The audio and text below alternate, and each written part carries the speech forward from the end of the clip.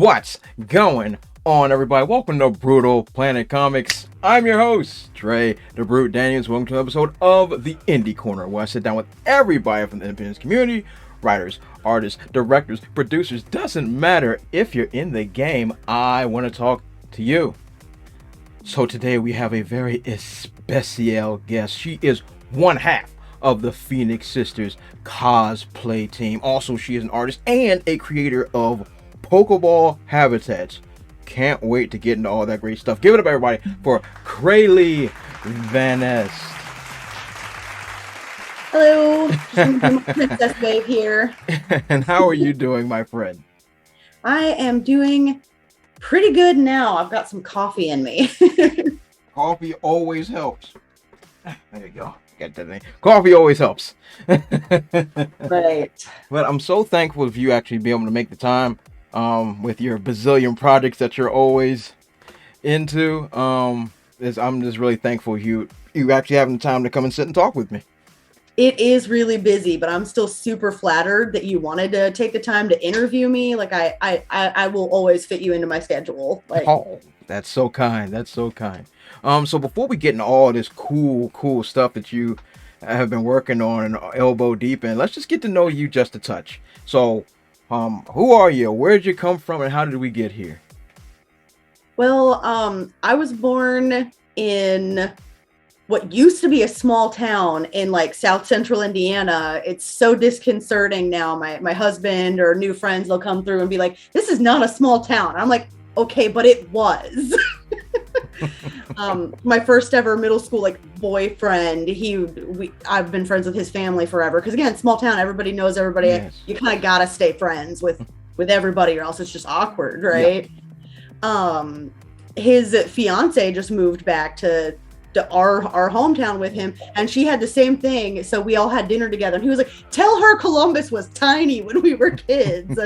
Columbus, Indiana, it used to just be mostly people who worked at like the same little set of Cummins diesel plants, you know, and now like it's just exploded. I mean, it's great. We've got, you know, all kinds of new job opportunities and stuff like that for people who are still living in the area, but it's strange.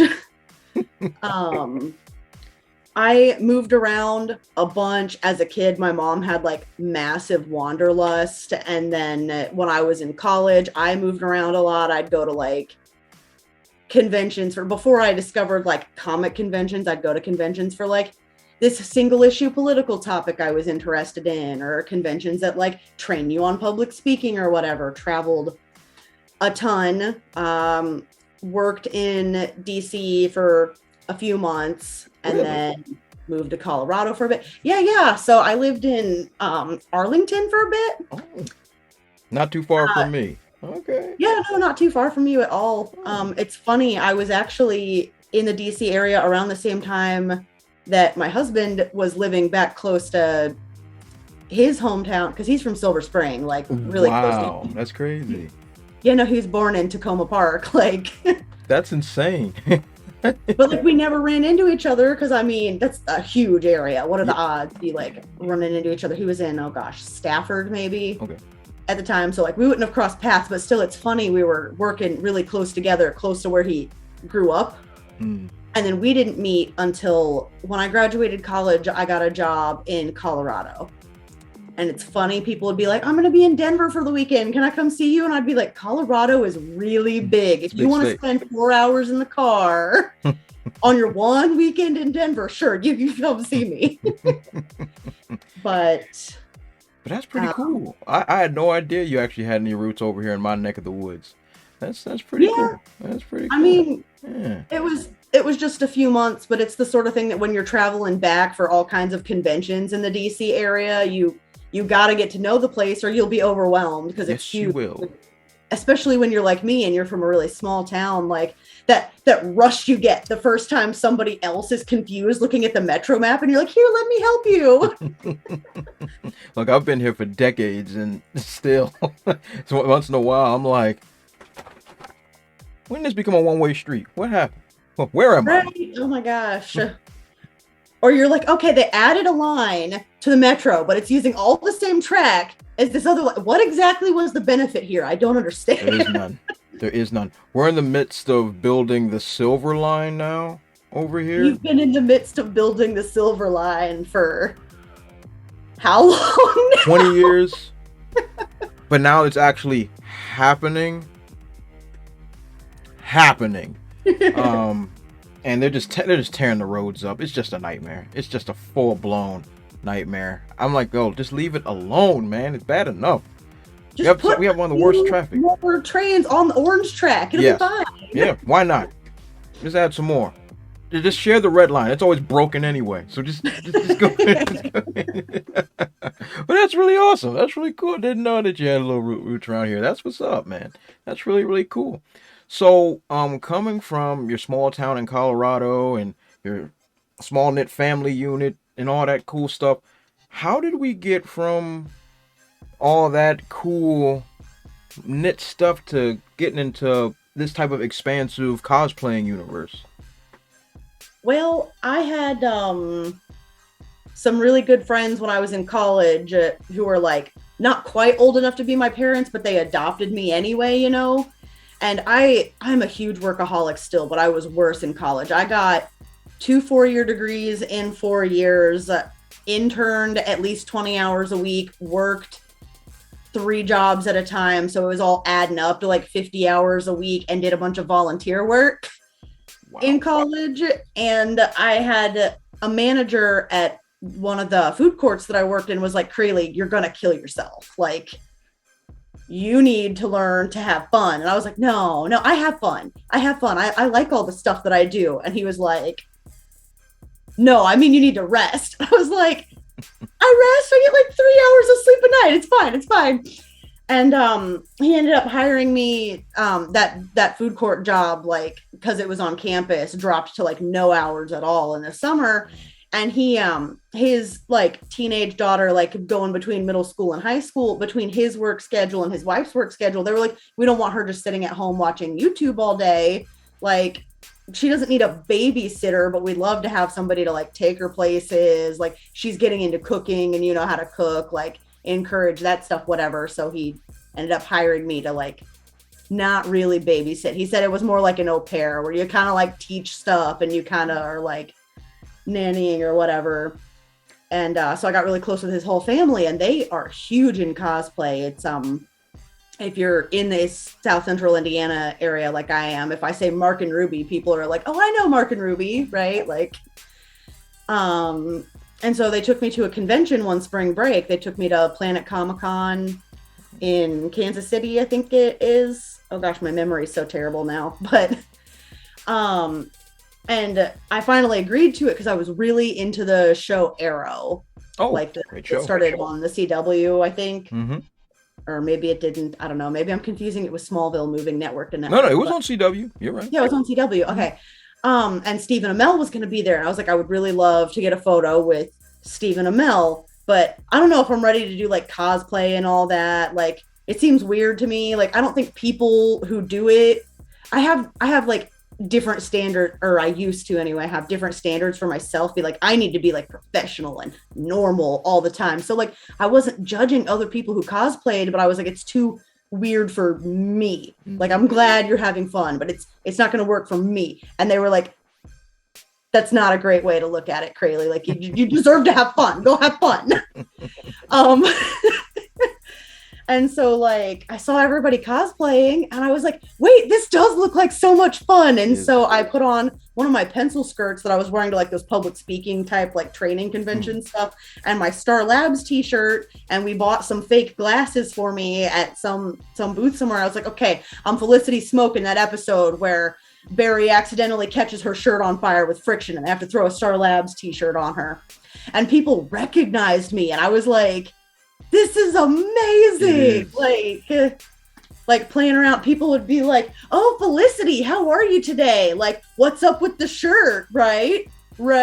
And like, I was just like, oh my gosh, like, this is fun. Like, cosplay is what taught me how to have fun again as an adult.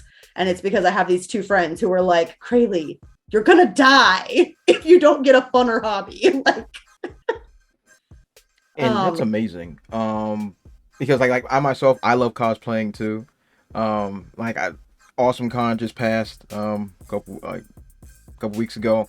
I went as On my bucket the list Scarlet Spider, convention. and Yeah. I always have a whole lot of fun in that cosplay community. It's always Mhm. a lot of fun. It's really amazing.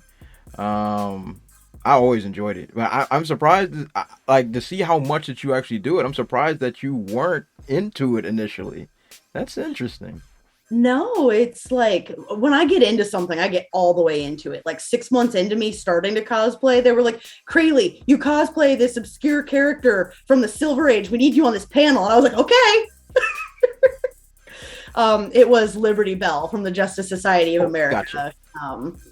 I did literally the only difference is like color of gloves and boots, but I did Jesse Quick's mom when she was Liberty Ah, Bell, right?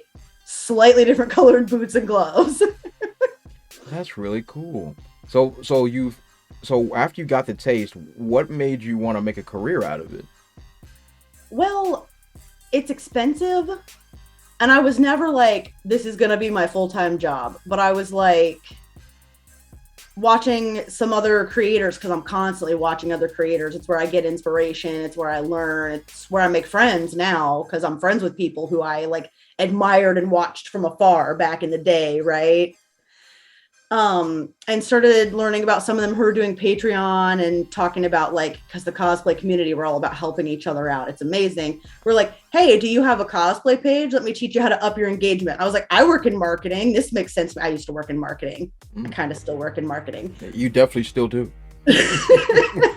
But like, I was like, that makes sense to me. I bet I could get this hobby to start paying for itself a little bit. And my really close friend who I was in on a bunch of photo shoots and stuff with, we literally have matching Phoenix tattoos now because Phoenix sisters. Dope. We just got those like a month ago. She was like, I really, really don't want to overstep or anything, but like, I see all the stuff you're doing with like your cosplay Patreon and how you're starting to build up into a brand. And like, I would really like to join you since we've been collaborating so much, but like, it's totally okay. It's totally okay. It won't hurt my feelings at all. If you're like, no, I'm building this brand by myself. And I was like, no, I need the help. Like, cause I mean, sometimes if you don't have somebody to delegate doing all the like back end marketing type stuff to, you might burn yourself out and lose the joy of the hobby. And then you're not going to make any money or get any like good interviews or anything anyway, because you're too tired. You have to do things to keep it fun. So sometimes like you do need help. And so we're like a really great partnership. And that was what I was like, I want to play around with this a little bit. My marketing senses are tingling. I think I could get the hobby to pay for itself a little bit. And then once I had a team, I was like, we can do this. We can do this. We have like teamwork now. When one of us has something going on in our personal life, the other one picks up the slack, when we're both on it, we're like going. So like, I started out with like, these are our analytics and this is the type of content people like. So how do we mesh this to make sure we're doing what we like, but finding people who like the same stuff as us? Like, here's a little graph. And Kelly was like, I talk to everybody and I know everybody. We're on a podcast network now.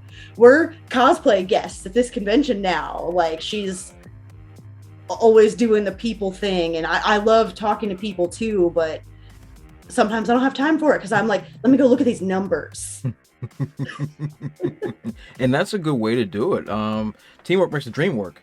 So Right. because like everybody has different strengths. Like maybe she is even the bigger people person than you are, and able to stir the pot a little bit more so. And you're more the analytics side and know how to do the numbers better. Like having it done like that, everybody gets to capitalize on each other's strengths. So I think that's awesome. The way you guys are doing that, well done. That's awesome. That's really really good. Wow. Thank you. Yeah. Wow. Yeah, that show's really cool. So, all right. So, we got your whole cosplay career going on, but then there is an aspect that touched my heart personally, and that, of course, is your Pokeball habitats. I am a huge fan of your Pokeball habitats. They are amazing. And of course, you made one for me some time ago. Yes. Oh, you got it right there. Of course, Snorlax.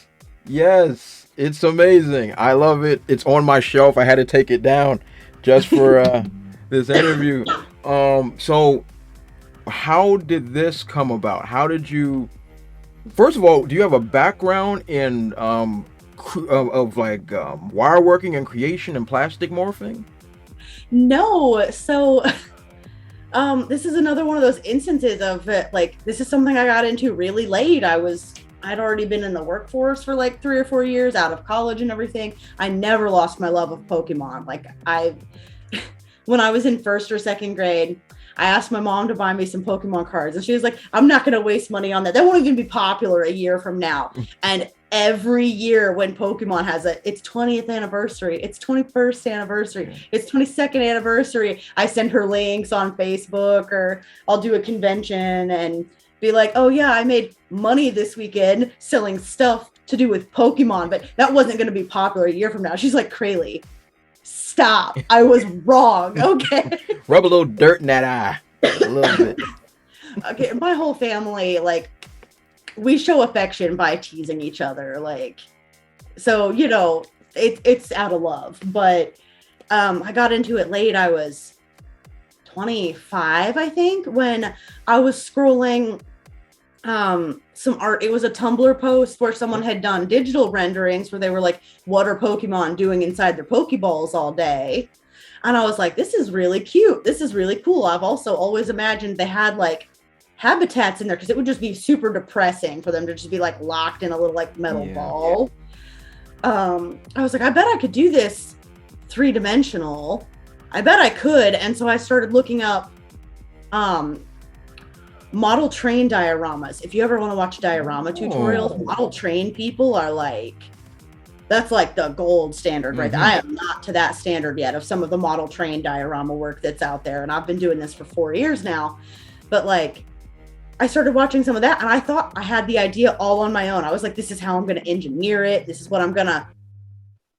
Oh man, over there in the suggested stuff on the right was DIY Pokeball diorama. And I was like, you're telling me I didn't invent the idea first? What is this? Whatever. I'm going to do it anyway. I've already got like 100 hours of research into this. Like, I'm going to do it. I'm going to do it anyway. And, you know, also doing like DIY, anything that says anything is quick. To my fellow creators out there, I have to tell you, anything that says anything is quick, anything that says anything is easy, some of those tutorials are honestly just lying to you. Like, they're lying to you about what methods work. They're like, just spray paint this a little bit. And then they show you the result. And there's this even glossy coating. They probably didn't spray paint that. A lot of DIY videos skip steps. Like, you know, those videos where it's like, there's a canvas and they put like, you know, a triangle of painter's tape and then just swoosh the paint across it and pull the painter's tape and there's a clean line there. No, you have to line the edge of that with some sort of clear acrylic paint to prevent bleeding. Like, so if you watch one of those DIY videos, I'm not telling you not to attempt this stuff on your own, okay? Absolutely. Get inspired, go create. But don't get frustrated when a video makes something look super easy and fast, and then it turns out it's not. You just have to figure it out, message somebody who like didn't make that video, but who paints stuff in that style and be like, hey, I can't get these clean lines, you know, or if somebody is building dioramas, I've had people message me all the time. The funniest question I get is people are like, oh, and what do you use for the rocks? And I'm like, rocks. I use so much found object stuff. Like, I'm trying to keep my profit high, but my cost to the customers low. You know, I'm not ashamed to rinse off some river rock out of the yard. That makes sense to me. You know, or like some people are like, what did you use for this? And I'm like, you know, the packaging that the Pokemon figures come in that normally is trash, I cut it up and I used it. So, you know, I use real sand, the grass in there. If there's grass in it, that is, you know, the cheapy sponges you can get that are just the scrubbing pad without the soft piece. That's just sponge. go to the Dollar Tree. If you're crafting stuff physically, like dollar stores are some of your best friends. Like, but yeah, I got into it because I got inspired by someone else's art, and you know, now I have people message me sometimes where they're like, "This is so awesome. How do I make something similar? How do I?" Or they, you know, they start making a different type of Pokemon craft, and that's so flattering. It blows me away, you know. And my thing is, when I showed my wife this habitat, the first thing she asked me, she said, "How did she make the Snorlax?" And I sat there, I was like, I don't know. I'm pretty sure she made him somehow. Then she was like, "How'd she make the fruit?" I said, "Baby, I don't know. I just think it's dope. Can't you just appreciate how dope it is?" But it's super creative, and the way it's put together, it looks like an actual environment that Snorlax will be hanging out at. Not to mention, he's right on the bridge. He's right on the roof. Go get a Poke Flute. Yeah. That's the only thing I'm missing. I gotta go get me a flute just so I can screw around with them. So that's one of the questions I did have. So each of these Pokemon are, as I've seen them all, they're all individually designed. So how are you are you making these Pokemon by hand, or are there like stock that you get? How's it work? The figures I buy licensed because I don't want Nintendo to be like, you're making knockoff like Pokemon like figure whatevers. But like the fruit and the stuff like that in there, the fruit, there are smooth foam balls that are meant for like floral crafting. I take those and I squeeze them and I cut them and I paint them and I like glue, like I think there's a giant pear-shaped Pokemon berry in yours, maybe. The stem in that I think is an actual stick, like maybe, or if not, I painted brown one of those, you know, those clothing tags that have a plastic bit. I put those in as like little sticks in fruit before. Or gosh, I take a lot of like giant fake flowers and just trim them until they're small enough. Just keep trimming and trimming and trimming. I end up with a lot of them where I'm like, okay, well now that's smaller than I wanted. Let me start over. This has got to go in something different. I don't waste anything. Like I had a Facebook saga one time about how I know I had a piece of black pipe cleaner that I only used half of last week, and I saved the other half, and I'm going to work on something different until I can find this half a black pipe cleaner. Makes sense. I mean, like, if I had been on a deadline for that, I would have used a new pipe cleaner and eventually found that other half. But I was like, but still, this is how committed I am to not having any waste. I know I have half a black pipe cleaner somewhere. And people are like, did you find it yet? Did you find it yet? And like 2 days later, I was like, update. I found the black pipe cleaner. The day is saved. Yeah. But that's really cool. That is a really unique facet of your skill set. That's real. I mean, that's I couldn't. I've all thumbs here. Okay, this is all thumbs. All right, the good Lord blessed me with a lot of thumbs. There's no way I'd be able to craft something like this. This is a unique and very especial skill that you have, that you've crafted, and I gotta say, I'm a hard man to impress, and this impresses me. And to see that you once again, some of your brutal rant videos, I believe you actually.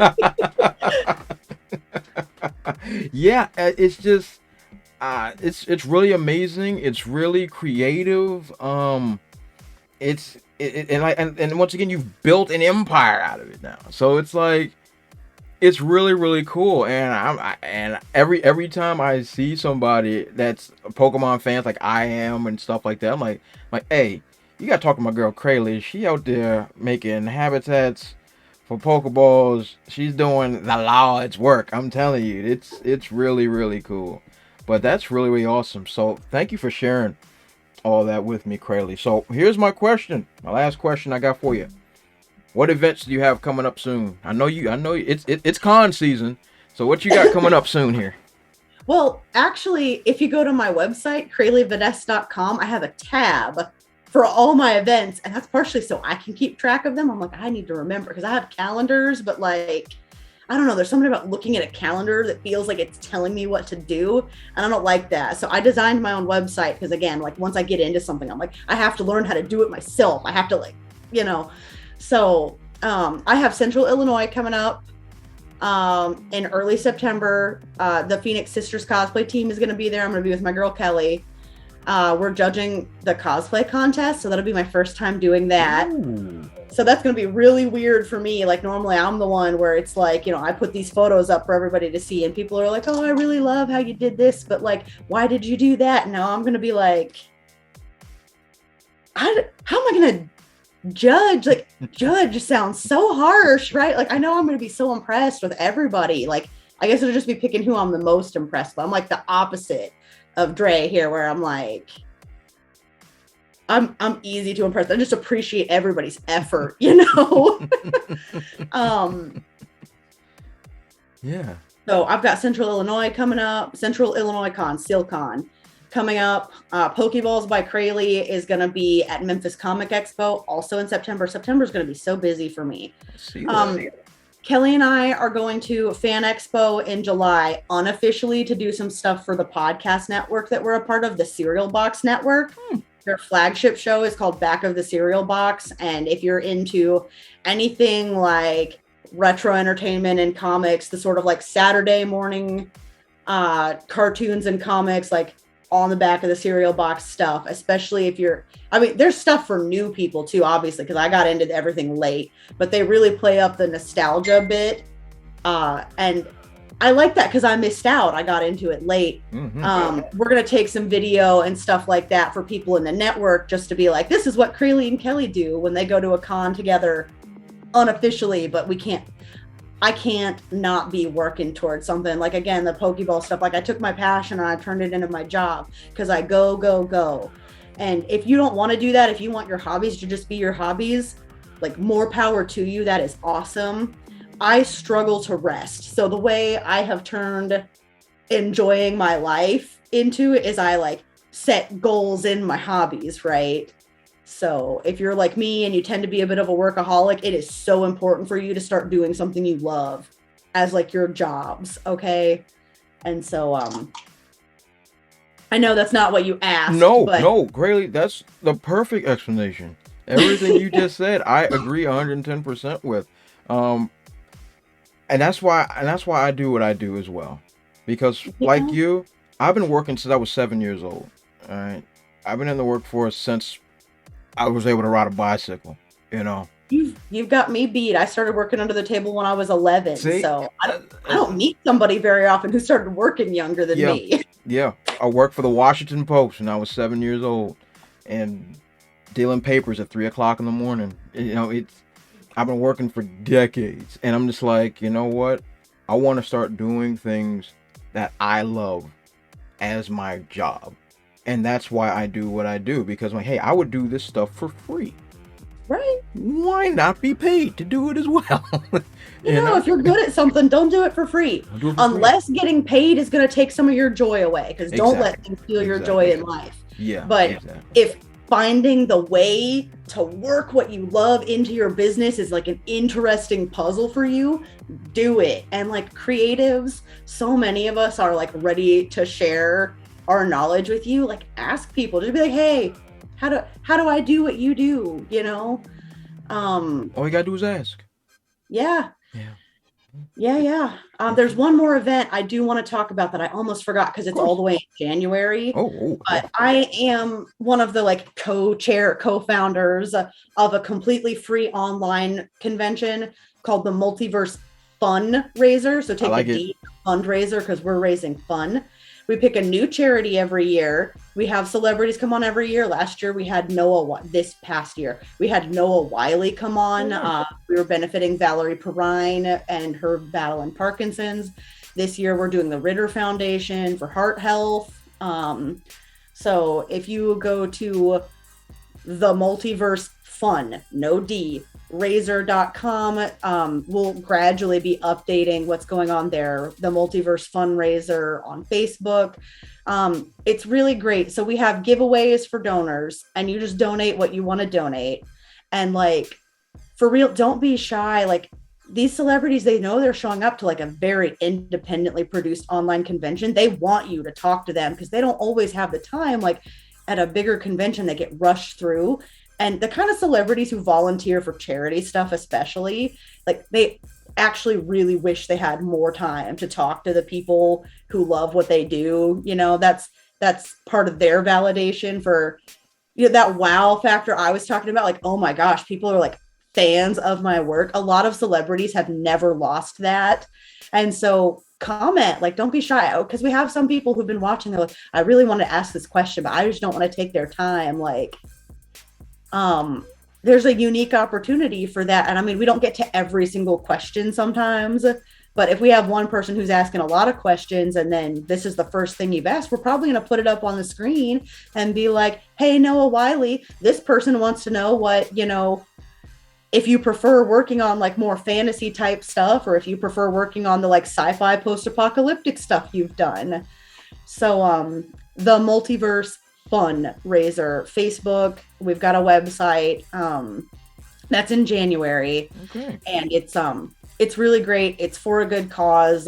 It's a lot of fun. There's prizes. There's also panels of people trying to help. Again, me talking about this creators helping creators aspect of the creative and cosplay community.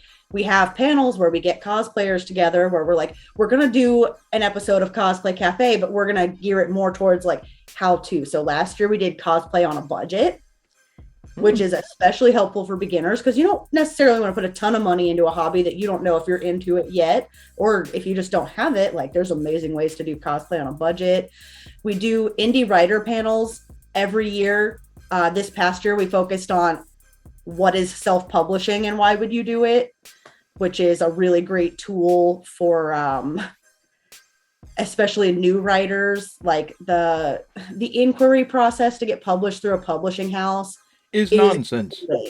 Well, and you can be self-published forever, or it's not too late. You can publish something yourself once and get your work out there, because that's like one of the hardest part for writers. They're like, it was already hard enough to write the thing after I had all those ideas in my head, and now like, how do I get it out there? If you want to go traditional publishing, you still can. After you produce something independently, you can get a publisher's attention after you're published. So like, there's my mini condensation of what our indie writers panel was like in this past January. Like the Multiverse Funraiser, check it out.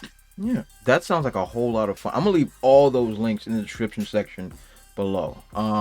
Crayle, I cannot thank you enough for the time you spent sharing all your great work with me, all this great events you have coming up.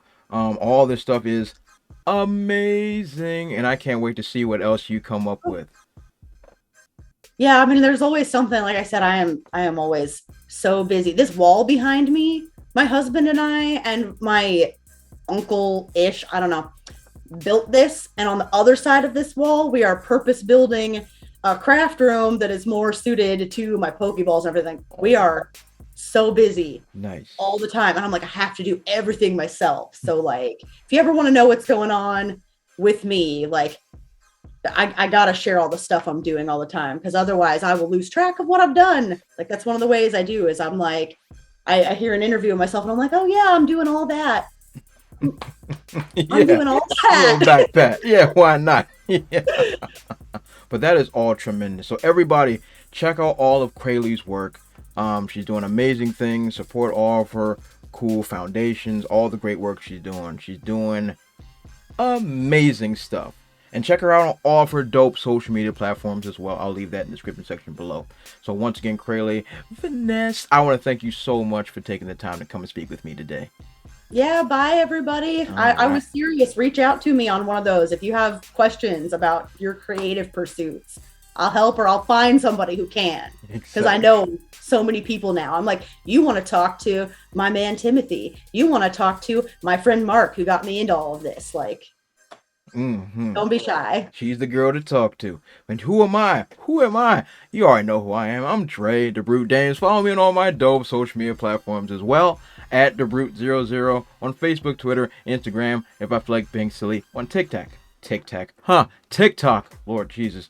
I'll leave them in. Oh my gosh, TikTok. I will put those in right under my face, right here. They're not there yet, but they will be. But this has been the Indie Corner. You all have been awesome, and I will catch you all next time.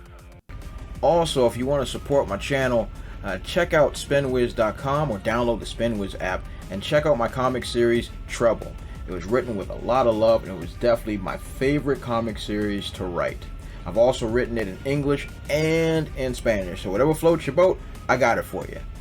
Thanks again, and check it out.